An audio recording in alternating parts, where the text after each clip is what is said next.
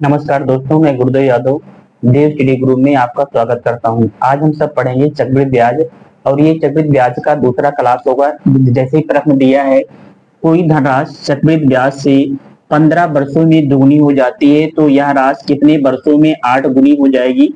इसको हम दो टाइप का समझा रहे हैं। नियम एक लिखा है कि कोई धनराशि है, हम मान लेते हैं कि धनराशि एक है, ये 15 वर्षों में कितना हो जा रही है, ये 15 वर्षों में 2 गुनी हो जाती है। तो पूछा जा रहा है कि यह राशि कितने वर्षों में 8 गुनी हो जाएगी। फिर ये आगे क्या होगा, 4 यानी 15 साल में फिर ये क्या होगा, दुगुना होगा तो 2 दूना 4 हो जाएगा। फिर ये 15 वर्षों में ये क्या हो जाएगा, दुगुना हो जाएगा तो 8 हो जाएगा। लिखा है कितने वर्षों में 8 गुनी हो जाएगी, तो 15 दूना 30 और 15 तिया 45, कुल कितने साल लगे, 45 वर्ष में ये क्या हो जाएगी, दुगुनी हो जाएगी। एक बार हम फिर से समझा रहे हैं। जैसे लिखा है कि कोई धनराशि चक्रवृद्धि ब्याज से 15 वर्षों में दुगुनी हो जाती है, तो हम मान लेते हैं कि शुरुआती में जो धनराशि थी वो एक, कोई धनराशि एक है और ये 15 वर्ष में क्या हो जाती है, दुगुनी। फिर अगले 15 साल में कितना हो जाएगा, फिर अगले 15 साल में ये 2 का कितना हो जाएगा, 4, यानी जितना था 15 साल में उसका क्या हो जाता है, दुगुना। फिर अगले 15 साल में ये 4 दूनी क्या हो जाएगा, 8। हमसे पूछा जा रहा है कि यह राशि कितने वर्षों में 8 गुनी हो जाएगी, तो 8 गुना तो हो गया, लेकिन कुल समय कितना लगा, 15 30 और 30 15 क्या हो जाएगा, 45 वर्ष, यानी 45 वर्ष में ये राशि क्या हो जाएगी, स्वयं की क्या हो जाएगी, 8 गुनी हो जाएगी। चाहे आप इस टाइप से लगाएं और चाहे ये नियम 2 क्या है कि कोई धनराशि एक थी और ये 15 वर्ष में क्या हो जा रही, दुगुनी। तो पूछा जा रहा है कि कितने वर्षों में ये 8 गुनी हो जाएगी। यानी कोई धनराशि मतलब वही धनराशि जो धनराशि पहले दी गई थी, तो हम धनराशि एक माने थे और ये 15 साल में क्या हो गई, दुगुनी। तो वही धनराशि यानी जो धनराशि पहले दी गई थी वो कितने साल में 8 गुनी हो जाएगी। तो 8 का हम क्या लिख सकते हैं, 2 का घात 3 लिख सकते हैं। ये 3 इस पे दोनों को हम बेस को क्या करते हैं, बराबर। जैसे यहाँ इसका बेस 2 है तो इसका भी बेस हम क्या करेंगे, 2। अब इस 3 से इसमें क्या कर देंगे, गुणा कर देंगे। 3 से 15 में गुणा करेंगे तो क्या हो जाएगा, 45 वर्ष। इसका मतलब कि 45 वर्ष में वह क्या हो जाएगी, 8 गुनी हो जाएगी। अगला प्रश्न है, कोई धनराशि चक्रवृद्धि ब्याज की दर से 5 वर्षों में 3 गुनी हो जाती है, तो कितने वर्षों में 243 गुनी हो जाएगी। कोई धनराशि है, उस धनराशि को हम क्या मान लेते हैं, एक।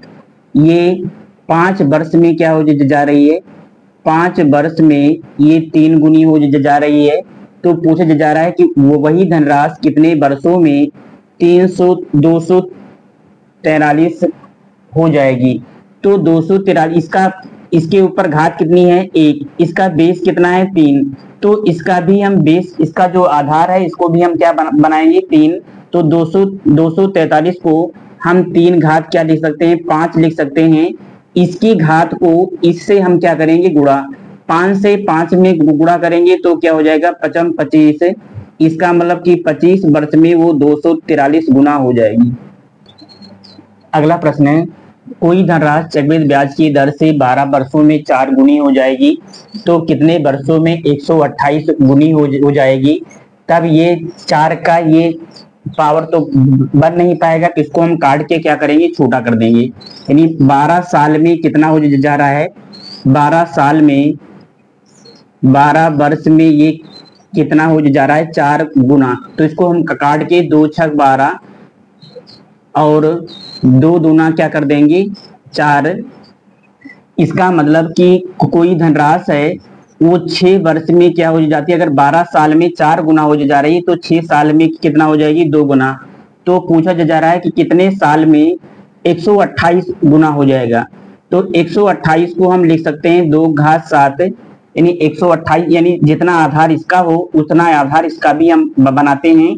इस 7 से इस 6 में क्या करेंगे, गुणा। 7 से 6 में गुणा करेंगे तो 6 सते 42 वर्ष, इसका मतलब कि 42 वर्ष में वो 128 गुना हो जाएगी। अगला प्रश्न है, एक धनराशि का 10% वार्षिक की दर से 2 वर्ष का साधारण ब्याज इतना है, तो उसी अवधि का मतलब समय का उसी दर से चक्रवृद्धि ब्याज कितना होगा। यानी 1 साल का साधारण ब्याज कितना दिया गया 10%, तो 2 साल का कितना होगा। हमने बताया था कि दर और समय को जब हम गुणा करते हैं तो हमें क्या पता होता है, ब्याज। दर कितना दिया गया है 10% और समय कितना दिया गया है 2 वर्ष, ये 10 दूना 20% जो आया, ये 20% साधारण ब्याज आया। हमारे हिसाब से साधारण ब्याज 20% है और प्रश्न के हिसाब से साधारण ब्याज कितना है 400 है, तो 20 इक्के 20 दूना 40, 1% का मान कितना आ गया, 1% का मान 20 आ गया, तो 100% का मान क्या होगा, 100% का मान 2000 रुपया। ये जो 2000 आया ये हमारा आ गया मूलधन। अब पूछा जा रहा है तो उसी अवधि का ये टाइम 2 साल ही हो और उसी दर से दर भी 10% हो, तो चक्रवृद्धि ब्याज कितना होगा। तो हम साधारण ब्याज क्या करते हैं कि दर और समय को तो गुणा कर लेते हैं, लेकिन जब चक्रवृद्धि ब्याज निकालते हैं, जब सीआई निकालते हैं, तो इसको हम क्या करते हैं, 2 साल दिया गया है तो इसको लिखेंगे 10% और 10% और a प्लस बी प्लस ए गुणे बी पूरे के बटे 100, इसका यूज करके हम क्या निकालते हैं, चक्रवृद्धि ब्याज। तो ये 2 साल दिया गया है तो लिखेंगे 10 प्लस 10 गुणे 10 बटे 100, ये 0 से ये 0 कट जाएगा, ये हो जाएगा 20 प्लस 1 बराबर क्या हो जाएगा 21%। इसका मतलब हमें क्या देना पड़ेगा, साधारण ब्याज। किस पर, मूलधन पर। मूलधन कितना दिया है 2000 दिया गया है और ब्याज कितना लगेगा 21%। तो जब हम चक्रवृद्धि ब्याज निकालेंगे तो चक्रवृद्धि ब्याज निकालने के लिए मूलधन कितना है 2000 का 21% निकाल देंगे। 21% का मतलब 21/100, ये 0 से ये 0 काट देंगे, 21 दूना 42, 420 रुपए क्या होगा, हमारा साधारण ब्याज होगा। अगला प्रश्न है, यदि किसी राशि पर 3 वर्षों का साधारण ब्याज 225 रुपए है, ये क्या दिया गया है, साधारण ब्याज। कितने साल का, 3 वर्ष का। और उसी राशि पर उसी दर से 2 वर्ष का चक्रवृद्धि ब्याज 153 रुपया है, तो हमें बताना है कि मूलधन क्या होगा। मूलधन का मतलब धनराशि। अब ये 3 वर्ष का साधारण ब्याज दिया है और ये 2 साल का चक्रवृद्धि ब्याज दिया है, यानी इस प्रश्न में साधारण ब्याज और चक्रवृद्धि ब्याज दोनों दिया है। तब हम क्या करेंगे, 3 साल का साधारण ब्याज कितना दिया है, 3 साल का साधारण ब्याज दिया गया है 225, इसको काट के 1 साल का साधारण ब्याज निकाल लेंगे। 1 साल का साधारण ब्याज कितना होगा, 3 सते 21 और 3 पचे 15, यानी 1 साल का जो साधारण ब्याज आया वो कितना आ गया 75 रुपया। और 2 साल का चक्रवृद्धि ब्याज कितना दिया गया 153 रुपया। तो साधारण ब्याज तो हर साल फिक्स होता है, लेकिन चक्रवृद्धि ब्याज में ब्याज पर भी ब्याज लगता है। ये पहला साल है, हम चक्रवृद्धि ब्याज निकाल रहे हैं, ये दूसरा साल है। पहले साल 75 रुपए तो देना ही पड़ेगा और दूसरे साल भी 75 रुपए देना पड़ेगा, तो 75 और 75 कितना हो गया 150। लेकिन चक्रवृद्धि ब्याज कितना दिया गया है 153 रुपया, इसका मतलब कि 3 रुपए और देना पड़ेगा। यानी पहली साल 75 रुपया, दूसरी साल 75 रुपया और दूसरी साल 75 का 3 रुपए और देना पड़ेगा। तो ये टोटल क्या आ गया 75 75 150 और 150 में 3 जोड़ेंगे तो 153 आ गया 2 साल में। ये इसका कितना परसेंट है, यानी हम निकालेंगे रेट जब हम निकालेंगे तो ये 75 का कितना परसेंट है, गुणे क्या लिख देंगे 100, 25 तिया 75 और 25 चौका 100, इसका मतलब कि जो रेट आ गई वो 4%। 1 साल में 4% का ब्याज लगेगा 1 साल में। तो 1 साल में 4% ब्याज लगेगा, तो दर गुणे समय बराबर क्या होता है, ब्याज होता है। और दर कितना आ गया 4%, समय कितना दिया गया 1 साल, और 1 साल का ब्याज कितना आया है, 1 साल का ब्याज 75 रुपया आया है। इसका मतलब कि 4% का मान 75 रुपया। हमें चाहिए मूलधन, और मूलधन हमेशा क्या होता है 100%। और 100% का मान निकालेंगे तो 75/4 गुणे क्या हो जाएगा 100, 4 इक्के 4, 4 पैसामा 100, 25 पंचे 125, 25 पंचे 125 और 25 सत्ते क्या हो जाएगा 25 छक्का 150 और 25 सत्ते क्या हो जाएगा 175। 175 इसमें जोड़ेंगे तो 5 2 7, 187, 100 यानी 1875 रुपए क्या है उसका मूलधन। एक बार हम फिर से समझा रहे हैं, जैसे दिया है यदि किसी राशि पर 3 वर्ष का साधारण ब्याज इतना है तो पहले हम 1 साल का साधारण ब्याज निकाल लेंगे कि 1 साल में हमें देना कितना है। तो 1 साल का साधारण ब्याज जो है वो 75 रुपए, यानी पहली साल 75 रुपए ब्याज देना पड़ेगा, दूसरी साल 75 रुपए देना पड़ेगा, तो 75 75 150। लेकिन लिखा है कि चक्रवृद्धि ब्याज 173 रुपए है, इसका मतलब 3 रुपए अभी और बाकी है। हम निकाल लेंगे कि ये 375 का कितना परसेंट है, तो 4% है। तो और ब्याज यहाँ से 1 साल का पहले से पता है, तो 4% गुणे 1 साल बराबर 75 दिया है, यानी 4% का मान 75 दिया है, तो 100% का मान कितना होगा, जो 100% होता है वही हमारा क्या होता है, मूलधन होता है। अगला प्रश्न है 10,000 रुपए का मूलधन पहले वर्ष 20% वार्षिक ब्याज की दर पर, दूसरे साल 10% और तीसरे वर्ष 5% वार्षिक दर पर 3 वर्षों का चक्रवृद्धि ब्याज जोड़कर कितने रुपए हो जाएगा। लिखा है कि 3 वर्षों का चक्रवृद्धि ब्याज जोड़कर कितने रुपए हो जाएगा, इसका मतलब हमें चक्रवृद्धि ब्याज नहीं निकालना है, हमें निकालना क्या है, हमें निकालना है मिश्रधन। क्यों, क्योंकि चक्रवृद्धि ब्याज जोड़कर जो पैसा बनेगा वो पैसा क्या होता है, इनमें मूलधन में ब्याज जोड़ने पर जो पैसा बनता है उसको हम कहते हैं मिश्रधन। इसका मतलब हमसे क्या पूछा जा रहा है, मिश्रधन पूछा जा रहा है। परसेंट कितना दिया गया है, 20% दिया है, 20% का मतलब हो गया 1/5, यानी ये मूलधन है और ये क्या है, मिश्रधन। मूलधन कितना है, नीचे वाला मूलधन होता है और ऊपर वाला क्या होता है, ब्याज। यानी मूलधन हमारा 5 रुपए है, 1 रुपए ब्याज है, तो मिश्रधन कितना हो जाएगा 6। क्यों, क्योंकि मूलधन में ब्याज जोड़ने पर जो पैसा बनता है उसको हम क्या कहते हैं, मिश्रधन। और दूसरे वर्ष कितना दिया गया 10%, तो 10% को 1/10 लिख सकते हैं। मूलधन कितना दिया गया 10, तो मिश्रधन कितना होगा 11 हो जाएगा। तीसरे साल 5% दिया गया, 5% का मतलब 1/20, यानी मूलधन कितना है 20, तो मिश्रधन कितना होगा 21। इसको दोनों गुणा करेंगे तो 2 पंचे 10 और 2 जीरो को ऐसे उतार लेंगे। इसको हम गुणा करेंगे तो 11 छक्का कितना हो जाएगा 66, और 66 को 21 से गुणा करेंगे तो 2 छक 12, 2 छक 12 1 13, 6 6 2 8 3 1, यानी 1386। लेकिन लिखा है कि मूलधन कितना है 10,000, यहाँ मूलधन कितना है 1,000, तो ये इसका कितना गुना है, हमारे हिसाब से मूलधन 1,000 आया है, प्रश्न के हिसाब से मूलधन 10,000 है, तो ये इसका कितना गुना है 10, तो इसको भी हम क्या करेंगे 10 गुना कर देंगे तो 13,860 रुपए क्या हो जाएगा हमारा आंसर।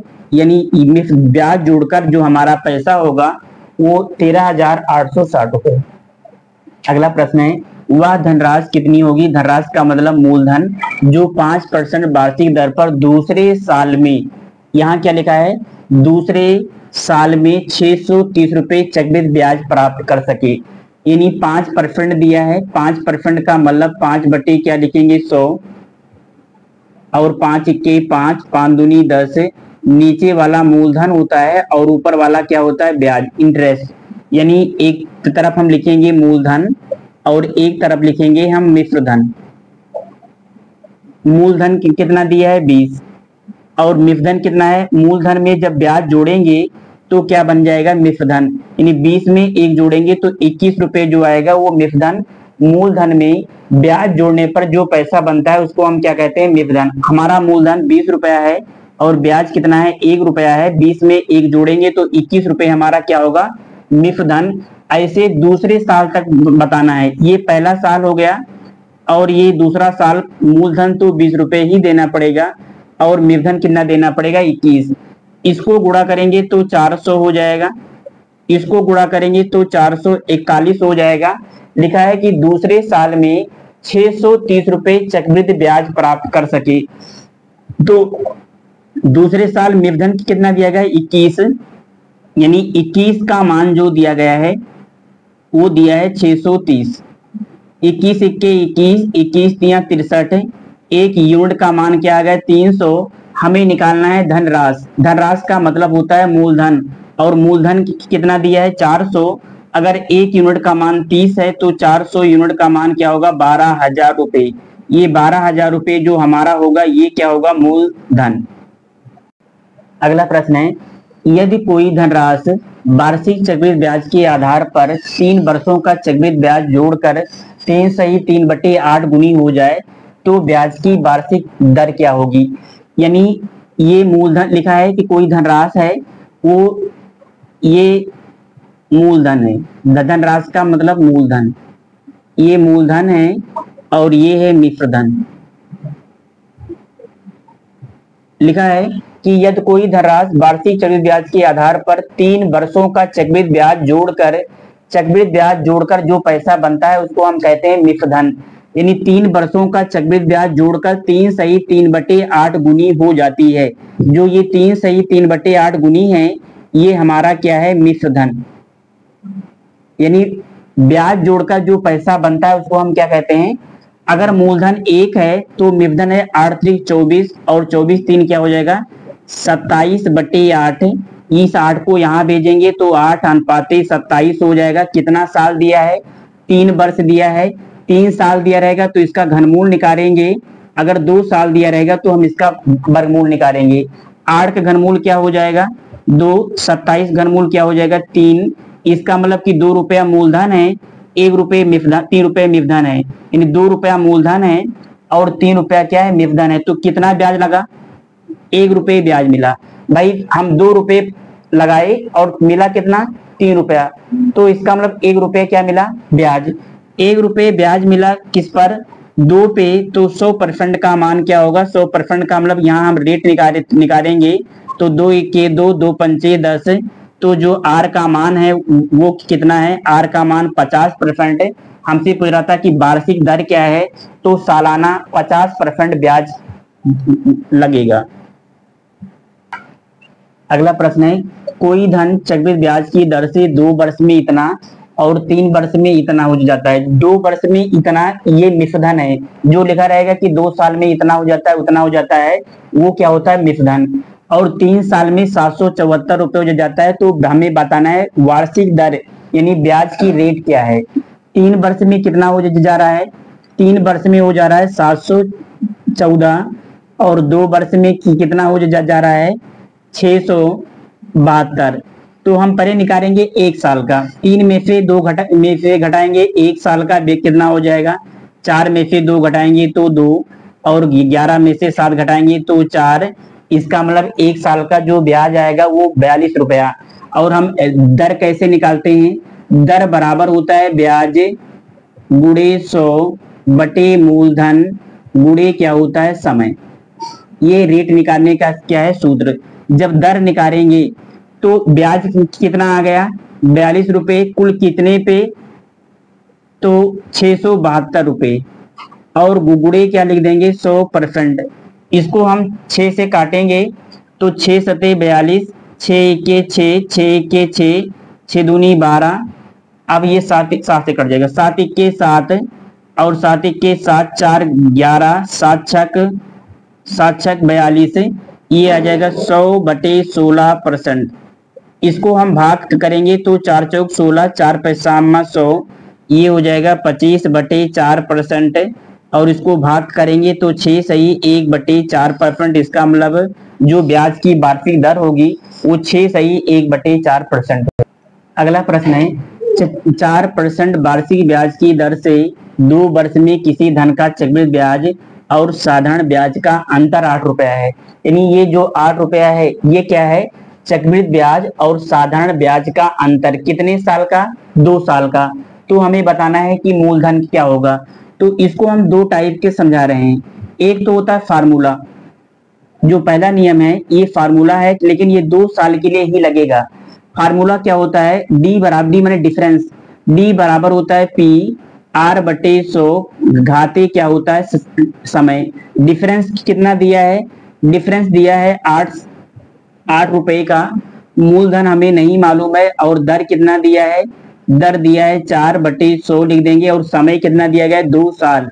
लेकिन ये फार्मूला सिर्फ 2 साल के लिए ही काम करेगा, 2 साल से ज्यादा समय के लिए नहीं। 4 से इसको भाग करेंगे, 4 इक्के 4, 4 पैसा 100, ये हो जाएगा 8 बराबर P गुणे 1 को 2 बार गुणा करेंगे 1, 25 को 2 बार गुणा करेंगे 625, और तिरछा गुणा कर देंगे तो P बराबर 8 पंचे 40, 8 दूनी 16, 4 20, और 8 छक 48, 2 50, यानी हमारा जो मूलधन आ गया वो 5000 रुपया।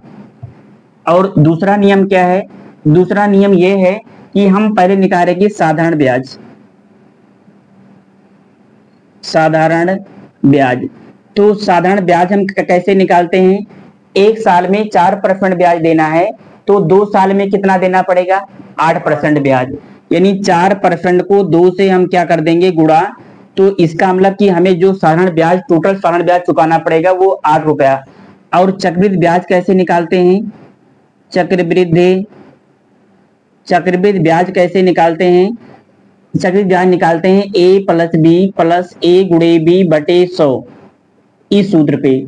यानी साधारण ब्याज में तो हम दर और समय को गुणा कर लेते हैं, लेकिन चक्रवृद्धि ब्याज निकालते समय पहली साल 4% देना पड़ेगा, दूसरी साल 4%, और फिर 4 का 4% और देना पड़ेगा, यानी A plus B plus A गुणे बी बटे 100, ये 4 4 क्या हो जाएगा 8, और ये 4 चौक क्या हो जाएगा 16, और इसको 100 से भाग का करेंगे तो एक अंक के बाद क्या लग जाएगा पॉइंट, 8.16% आ गया।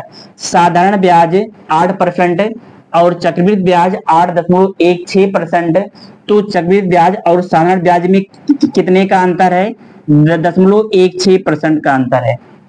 साधारण ब्याज 8% दिया है, चक्रवृद्धि ब्याज 8.16% दिया है। चक्रवृद्धि ब्याज और साधारण ब्याज में कितने का अंतर है, 0.16% का, और रुपया में कितने का अंतर है, 8 का।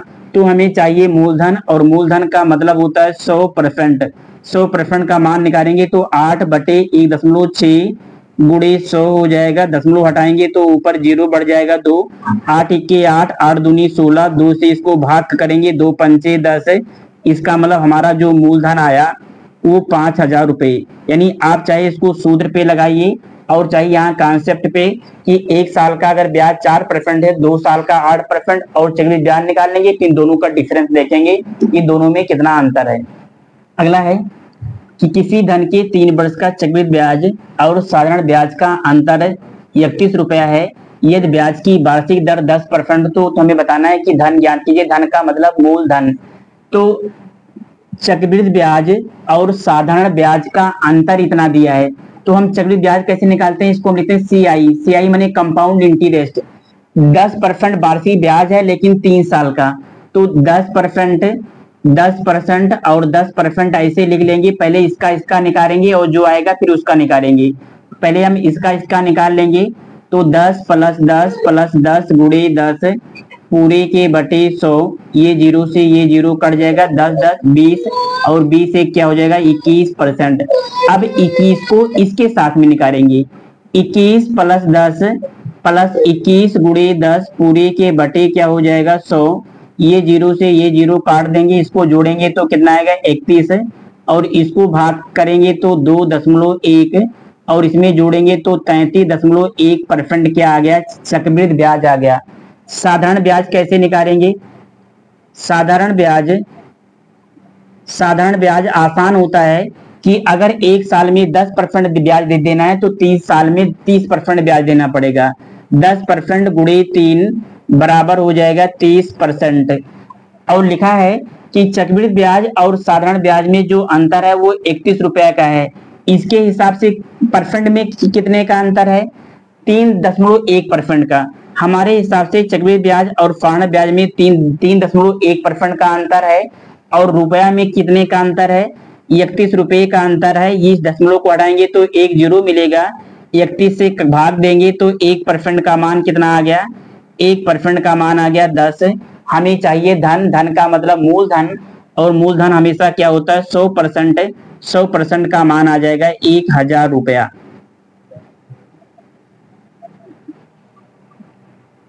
समझे ना। अगला प्रश्न है 10,000 रुपये पर 2 वर्षों की चक्रवृद्धि ब्याज और साधारण ब्याज का जो अंतर है वो 25 रुपया है। तो दर ज्ञात कीजिए 2 वर्ष का।